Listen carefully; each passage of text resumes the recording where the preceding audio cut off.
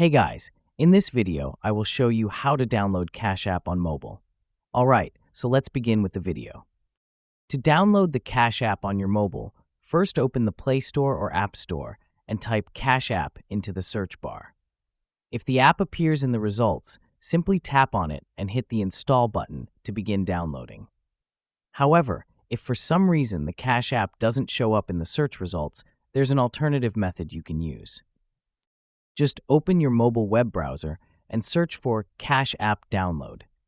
The first result that appears will usually be the official Cash App website. Click on it. If the app is available in your country, you will see the install option right there. Tap on the Install button, and the app will begin downloading onto your device. But if you see a message saying the app is not available in your country, that means Cash App doesn't currently support downloads in your region. In that case, you may consider using a VPN to access the app, but do so at your own discretion. And that's it.